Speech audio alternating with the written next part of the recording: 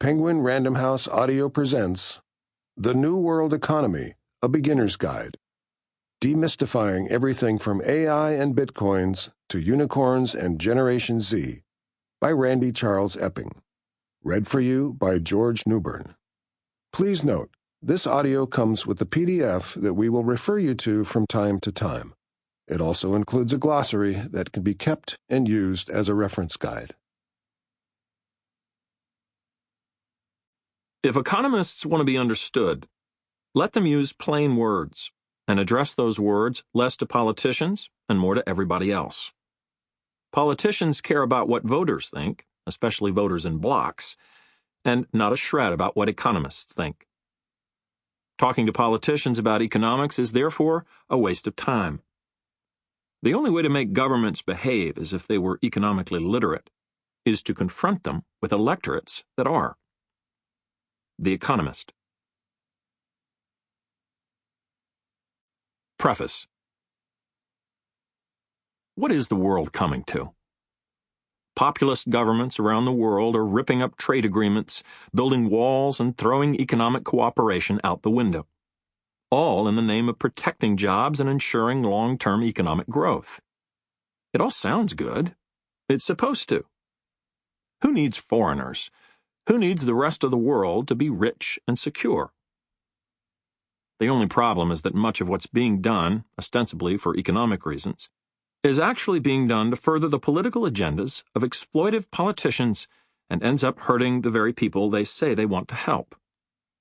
The working class in many of the world's developed countries has seen real wages stagnate over the last 30 years, while those in the top 1% have seen their income levels and wealth increase astronomically.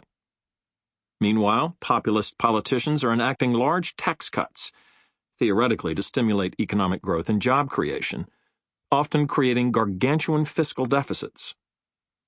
Not surprisingly, many corporations are choosing to use their windfall profits to buy back shares instead of hiring more workers, mainly benefiting wealthy shareholders. In the end, trade wars usually help a small minority of companies who long for protected markets.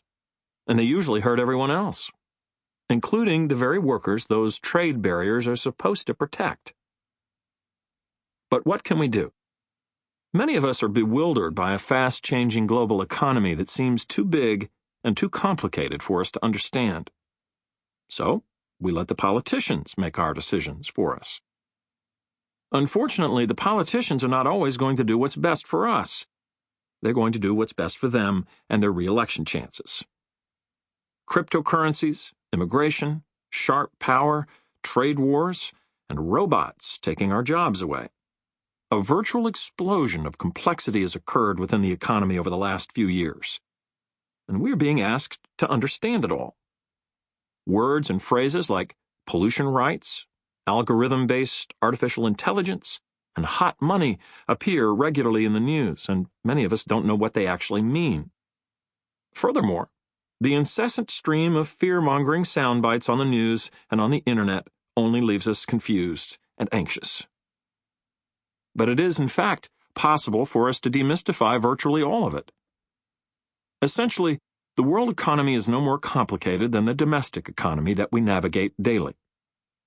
We don't think twice about using the internet or crossing the street to get a better deal when buying an appliance.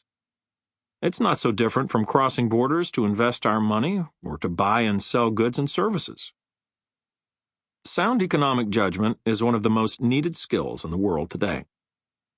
And since most of what we're getting from politicians is manipulative rhetoric that plays to our fears and heightens division, we're going to have to look out for our own economic interests. The idea of this book is not only to give you a basic understanding of what is happening in the world economy, but also to provide you with the tools to be able to make sense of future economic events, good or bad. Whoever we are, college students or business people, environmentalists or farmers, homemakers or union activists, if we're going to be responsible citizens and consumers, we're going to have to learn the basics of the economy we live in. For many of us, however, the study of economics has been an exercise in futility, full of obscure graphs and equations that feel hopelessly out of touch with our daily lives. Unfortunately, most economists today are not able to explain things simply.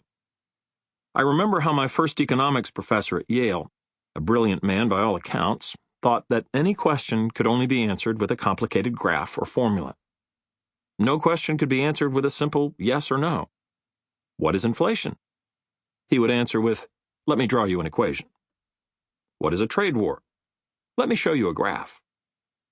I would sit there and stare at the complex array of numbers and Greek letters he was writing on the wall and wonder, is this the only way to teach economics?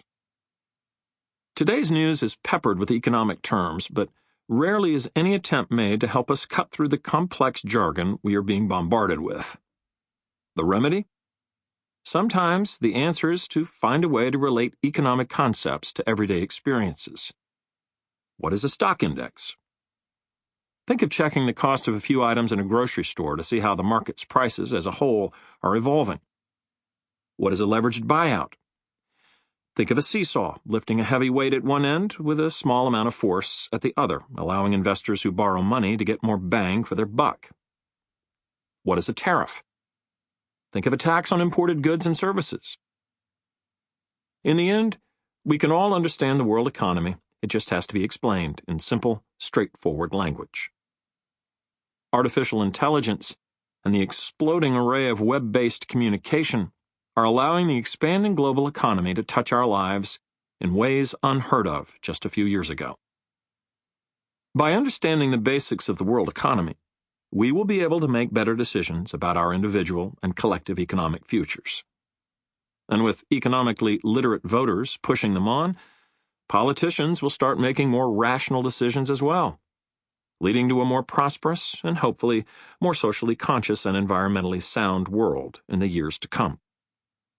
We are all citizens of this interconnected world, and we're going to have to understand the economic forces shaping our daily lives. In this book, I've incorporated many readers' comments from my previous books. Please feel free to email me anytime at rcepping@aya.yale.edu. Numerous readers from around the world have cited my books as instrumental in helping them understand our new global economy. Philanthropists, e-commerce professionals, executives, and students alike. There is no reason to feel that economics should be boring or obtuse. This book uses no graphs and absolutely no equations. And statistics are always accompanied by real-world examples to give meaning to the numbers. The New World Economy, a beginner's guide as the name implies, will clearly and succinctly cover the basic concepts that we are exposed to in our daily lives. How to read this book? Although it may be useful to start with the global economic concepts found at the beginning of the book, each section can be read individually. This book can be read from front to back, from back to front, or sections can be read at random, whatever works best for you. The glossary at the end is useful for quick reference when you encounter unfamiliar terms in the future. The jargon of the New World Economy is increasingly dominating our newspapers, magazines, websites, blogs, and TV programs, even our water cooler conversations. If we're going to be effective consumers, business people, and voters, we're going to need to be fluent in the language of the new fusion economy. Whoever we are and wherever we live, we need to understand the fundamentals if we're going to get involved in the world economy. And sooner or later, we all get involved. Enjoy. 1. Butterflies over Beijing. What is the new fusion economy? When the Queen of England asked a group of eminent economists why they hadn't warned her of a recent British financial meltdown, the answer from the economists was, according to one observer, polite mumbling into their shoes. The answer should have been, traditional economic theories be damned. How could we or anyone have known what was going to happen?